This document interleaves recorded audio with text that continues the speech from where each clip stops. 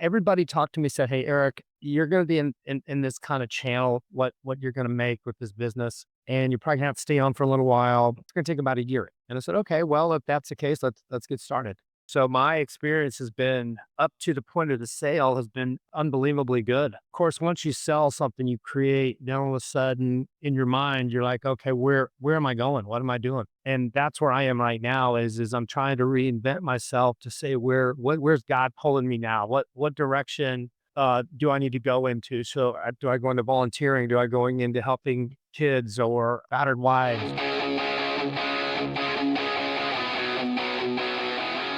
This episode is brought to you by Pierre Tax and Accounting, led by CPA Eric Pierre, a seasoned accounting and tax expert with years of experience helping individuals and businesses navigate complex financial landscapes. Whether you need personal tax planning, business tax strategy, bookkeeping, or financial planning support, Eric and his team are committed to helping you protect and grow your financial future with clarity and confidence. To get expert guidance you can trust, check out Pierre Tax and Accounting at pierreaccounting.com. This episode is brought to you by my friend Silas Lagoy over at ForgeMark Wealth. If you're a high income business owner or professional and feel like you're getting crushed by taxes, you're not alone. And more importantly, you're not stuck.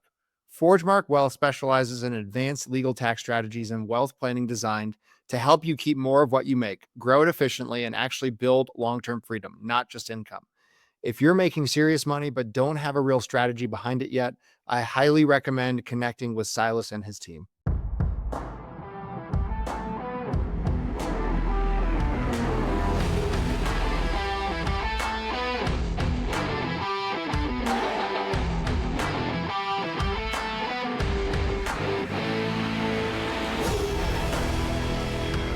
Welcome back, everybody, to another episode of the Big Hitters Podcast. I'm joined by Eric Schweitzer, who is a buddy of mine from Rise of Kings. He's a serial guy, owns and has started multiple companies, Powerline Machinery, Carbide Tooling. Recently exited one of them, so I'm excited to kind of pick his brain on that a little bit. Uh, Eric, tell us, a little bit of your story, man. How we wind up where we are today? Yeah, well, Andrew, thanks. Well, relative to the two companies, I had worked for corporate America for a long time and seemed to always do well with them. Seemed to move up quickly within the organizations, and in my mind, I seemed to make them a lot of money. And finally, at the age of about 40, I broke away from that and said, "Hey, I need to have confidence in myself that I can do this financially." And so I broke away. And really, that was the time which I started my second company. My first company I'd started back in 2009 and just kind of started it on the side. And it started out as a side gig like anybody else, and then it just grew and grew and grew.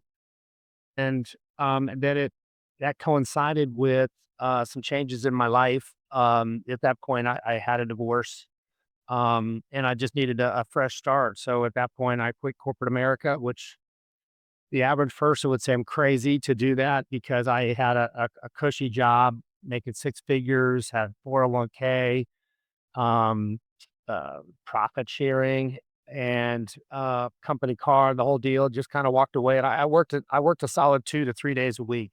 It wasn't even a gig where I worked a lot. Um, but I just walked away because it wasn't fulfilling, and I was tired of making it happen for other organizations. So I went ahead and started Powerline Machinery, and went full force at that.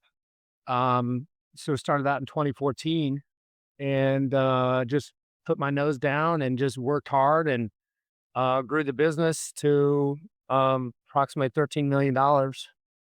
Um, then I decided, hey, I think there's some other priorities in my life, and I think it's a good time to exit this. So Mm. sold the business back in November 1. It actually closed, and now I am staying on for a little while as a sales manager, and then I'm going to focus on my other company, which I'm still debating what to do with that. Whether to keep that or keep that as a part-time gig, if you will, or just sell that off and totally reinvent myself again. Yeah, I'm so curious to hear about Powerline. So, because I've talked to a lot of business owners that are thinking about selling, that have sold, and I've heard a mix of It's never what you look at the top line and what you actually comes down to you is one thing. Like, do you feel like overall what you were happy with how everything went with your sale or exit? Yeah, so I am a very blessed man, and I don't know why the stars aligned for my deal, but it was an interesting story, Andrew, because everybody in my industry told me that my business wasn't viable to sell. That Eric was the business. As soon as Eric leaves, the business is gonna, go away.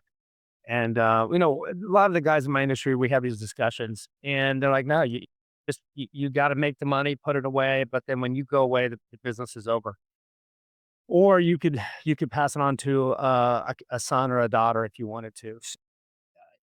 I talked to a couple business brokers who didn't agree with that philosophy. So what happened was I had some really good years, but truthfully, I was just working too much. I was just putting too many hours in, and my phone never stopped. It constantly blew up, and it just decided, hey, listen, I don't want to continue at this pace. I want to do something different. I had a little bit of an epiphany to say, hey, why am I working so hard? I have the things I want in life. I don't need more. I don't need, the way I looked at it was becoming greed. I have what I need. Yeah. Um, so I vetted out a couple business brokers and decided to go with one particular organization. They felt like everybody talked to me, said, hey, Eric, you're going to be in this kind of channel, what you're going to make with this business. And you're probably gonna have to stay on for a little while. And it's going to take about a year. And I said, okay, well, if that's the case, let's get started. So we listed the business for sale on July 1. And exactly 4 months later, I closed for more money than the asking price. And I'm like, so wow, go figure, right? You expect to make X on your company, maybe. Next Yeah. thing you know, it's actually up higher than that, and start to finish, you're 4 months. And my requirement to stay with the new owner was only 60 days. Yeah. Um, I decided to stay probably another 6 to 8 months just to help the transition, because I know that I was concerned that my team would kind of break down and fall apart. And I didn't want that. Even though I don't own the company anymore, still, I kind of created the baby. So I've stayed on. So my experience has been up to the point of the sale has been it's unbelievably good. Haven't had any issues at all. Of course, once you sell something you create, then all of a sudden in your mind, you're like, okay, where am I going? What am I doing? Yeah. And that's where I am right now is I'm trying to reinvent myself to say where's God pulling me now? What direction do I need to go into? So do I go into volunteering? Do I going into helping kids or battered wives? What direction do I go into? So I'm still experimenting with that, if you will, just helping out and volunteering and using some connections I have to help people. Um, but and at the same time, I'm still working as a sales manager, and that's a very odd feeling. Whenever you're still within the organization you created and sold, but you're not making the formal decisions anymore. Yeah. That's got to be It weird. it is. It's odd. I'm trying to have grace and with the new owner and let them do what they want to do, but sometimes I see some things happen and I just shake my head. I go, well, I guess everybody will figure out on their own. You give them the guidance and the recommendations, and then they decide which way they want to go. It's no different than kids. Hmm. Yeah, that's got to be a weird feeling. I can't imagine sitting watching the crossfire on some major decisions. I'm like, okay, I'm not sure that's the best decision, but maybe it's not my place anymore. I don't know. Yeah. Yeah, yeah, Yeah. exactly, exactly. So we just, the good Lord will make things play out the way He wants them to, like He always has. This episode is brought to you by 10x Nerds. If you're a business owner doing real revenue, there's a good chance you're overpaying in areas you haven't even looked at. Things like credit card processing, insurance, telecom, and more. 10x Nerds comes in, audits your expenses across 30 plus categories, and finds immediate savings. And here's the kicker: they only get paid if they save you money. It's a complete no brainer. If you want to keep more of what you make, go check them out at 10xnerds.com. This episode is brought to you by Rakowski Law Firm. If you're a business owner or have built a level of wealth, but you don't have your estate plan dialed in, you're exposed. Rakowski Law Firm helps families and business owners protect their assets, avoid probate, and make sure everything transfers exactly how it should. This isn't just paperwork, it's a real strategy to protect your legacy. If you haven't looked at your plan in a while or don't have one, go to Yeah, he always has. rakowskilawfirm.com. So talk about Carbide Tooling for a sec. I mean, what the heck do you guys do? I'm so curious. So carbide tooling, it's interesting. Everybody says the same thing. What is it? Well, it's basically very specialized, fancy drill bits. Okay, so you have a cordless drill at home, and your wife says, "Hey, I want you to hang something on the garage wall," and you go grab a bit, a spiral, and it's for wood. Well, you're not going to be drilling into concrete. We know that, right? So then you go grab another one that's designed for metal, and it's not going to work. So the drill that you have is useless if you don't have the right bit for the application. And that's basically Yeah. dumb and brown what I do, right? So Powerline machinery, I automate factors. I go in for a cabinetry and woodworking environment, and we will find some manual operation, and we will find a machine for that and put a machine in. But when you're dealing with processing of wood, you have wear items on a machine, which is the tooling. Okay, think of a planer head. You want to level something. After a while, that planer steel gets dull. They have to replace it. So it's the consumable. It's the wear item. So you can say it's a razor and the razor blade, right? You buy a razor and you can have it for 15 years, but your razor blade needs to be changed out every so often based on the usage. Well, if the razor blade is proprietary to the razor, you have to go back to that manufacturer and get it. So that's what I've done. I basically, the tooling that fits onto the German machines that I was selling is basically proprietary. So I created a relationship with the German tooling companies, and then they drive the sale of a consumable item through me. So when you need replacement tooling to go on these $250,000 machines, $500,000 machines, you can't go to Grainger. You can't go to Home Depot and Lowe's. They just don't have it. You have to find somebody. So I created that opportunity where I am the supplier for the wear items that go onto this capital equipment in factories. So then when they need something, they come back to me. And the other value I have with that is I know the machines intimately. I know what these machines do. So if somebody calls me up and says, I have a particular model, I need fresh tooling. I'm not asking them a million questions. I'm like, yeah, I know exactly what you need. I know how many you need. I have them on the shelf, and I'll shoot you over an invoice. So I created an environment where one is capital and one is consumable. And the reason I did that is because after the great, I guess they call it the great financial crisis, at that point, I was doing about $10 million working for the OEM, actually as an employee in 2006. In 2007, we did 2 million. That's a radical drop. And then I left temporarily in 2008 because there was no business. And in 2008, they did $400,000. So you go from 2006 at 10.6 million down to 400,000. You see what happened. And I just said, I looked in the mirror and I said, I'm never going to allow that to happen to me again. I'm not going to sit here and become a victim. So I said, how Love. can I not become a victim? And I said, okay, well, maybe I need to create a company that is consumable. It's required. You may use less of it, but you have to use some of it. Um, and so that's why I started that business in 2009 with zero financial expectations. The first year, I didn't even need to make any money. I just wanted to build this business, put the money back into the business, and then create some financial security for me and my family as I move Yeah. forward. And that's how that got started. So it literally got started out of my house. I used to put the tooling in the garage and built a business in that way. And now it's a 7-figure business. That's incredible, man. You're just a serial guy. I love that. And it sounds like, if I'm hearing correctly, the tooling business came out from the automations business. So you just saw an opportunity and you kind of were like, well, was there no one solving that problem at the time? Or maybe they weren't doing a good job of it, the actual There drill you bits go. and things? Yeah, there you go. The problem is that people need a widget and they go, what do we all do? Right. We just go to the internet. Well, the internet provides a whole lot of low quality, check the box items. They don't do Right. quality, you go to the internet and you type something in that you want. It could be anything. And you get like 3 options. And if one option is $100 and it's exact same spec or something that's $300, well, we're going to buy the $100 product, right? Because it looks on paper like it's the exact same thing until you go to use it. And then you realize it's not. And that's what was happening. People were buying my expensive machines and then complaining about the cut quality or the longevity. And I saw that. problem. And I said, well, you guys are going to the wrong place for your consumables, your wear items. And so that's why I created that. And then I partnered with the world's best. I've traveled all over the world to partner with tooling companies, um, and to pick out and cherry pick basically the best quality products from each manufacturer. And then that's what I give to my customers. So they don't have to figure it out. Therefore, it creates an environment where I'm their partner. They have a problem Mhm. that hey, just call Eric, he'll fix it, right? Yeah. Versus going on the internet and creating your own learning curve, which can take quite a long time and can be Love that. expensive. Yeah.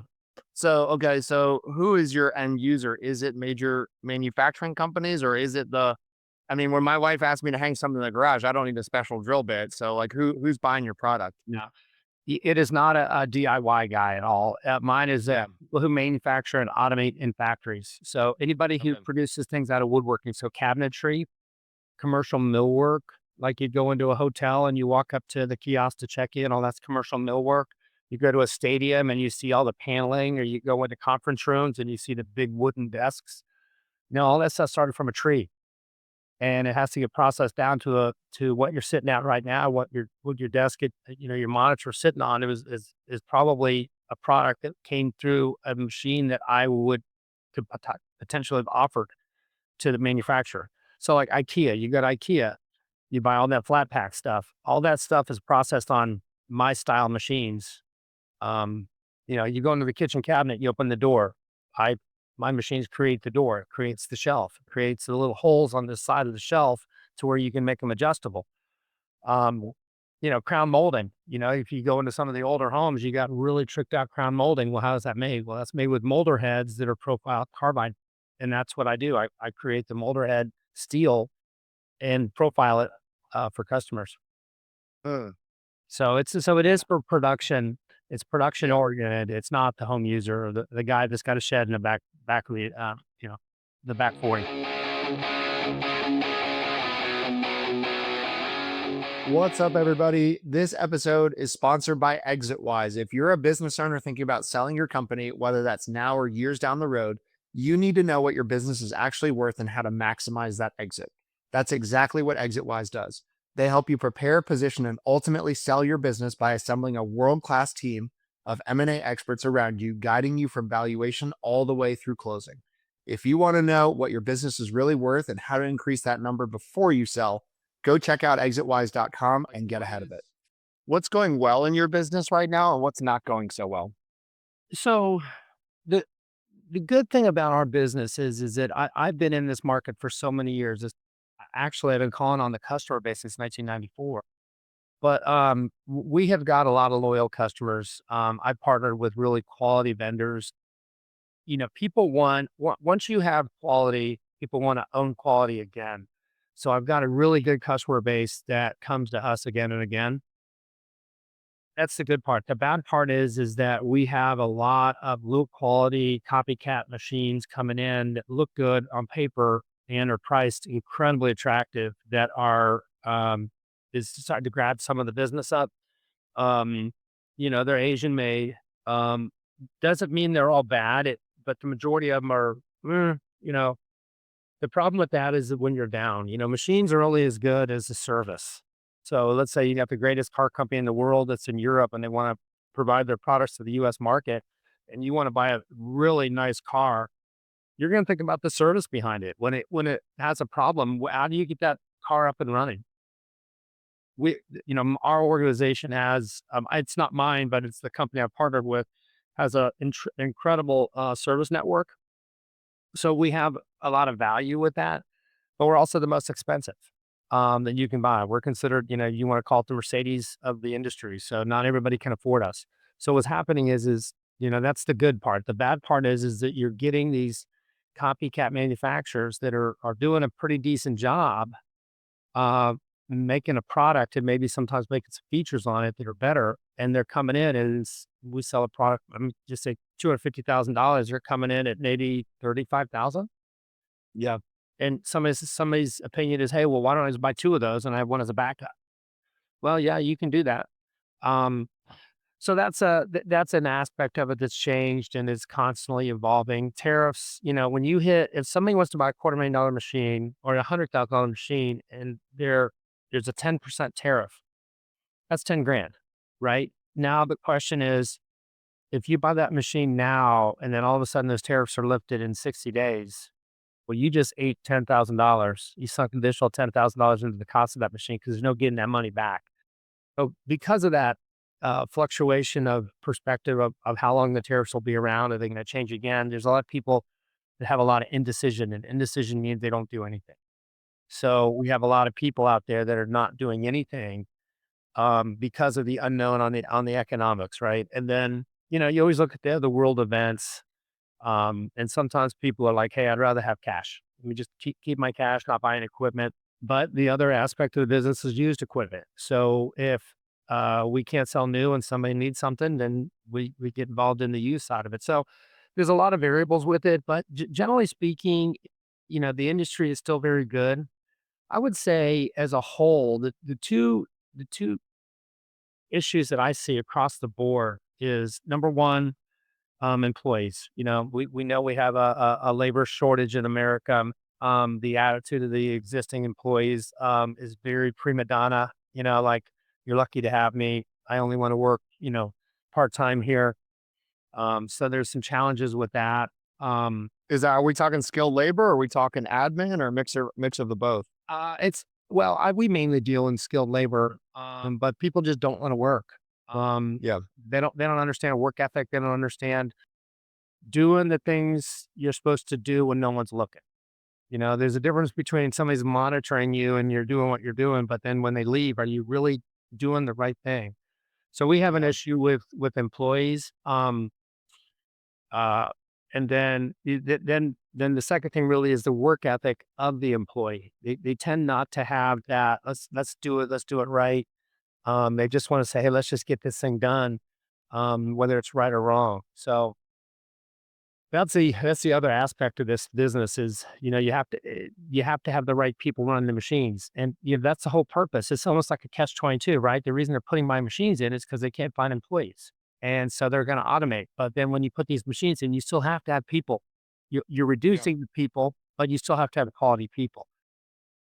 Um, who knows what the reason for that is. We can say social media, we can say a lot of different things, but it's really the people, the employees that, I hate to say it, it's generational. You get the guys that have some gray hair and they know how to work. You get the younger crew and they just don't seem to have it, or they, unfortunately, with the legalization of marijuana and stuff, people come in to and work on these machines, and they're not clear headed thinking, and it's not a good recipe. That's tough, man. Yeah, I get that. I talked to a lot of blue collar guys, and skilled labor is the number one biggest pain point. And so I have to imagine Elon Musk with his robots really is gonna is gonna be making some serious money. Yeah.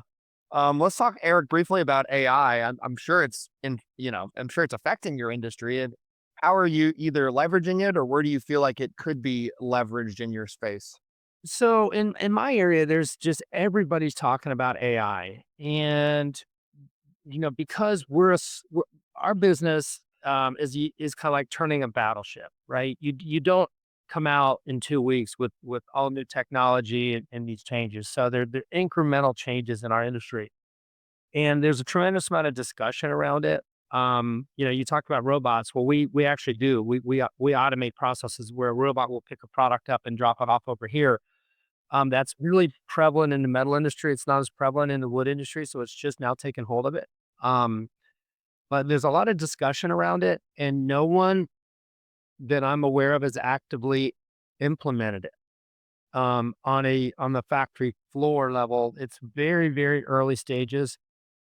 You can't go on any device or any screen without seeing how AI can help you with your workflow on a computer screen, or your organization of your tasks and your emails and your projects. So there's tremendous amount of AI that is out there. Everybody probably has Gemini or Chat GTP on their phone, and they can ask a simple question or rephrase a paragraph, but I don't see it actively being used yet.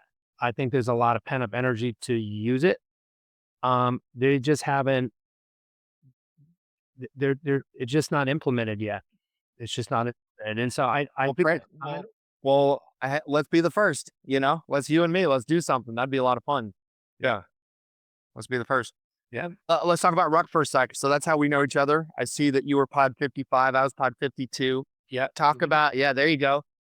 You guys were maybe not all the way up here with pod 52. You were like a step or two behind, but Yeah. we'll give Yeah. it to you. Well, No, we'll see.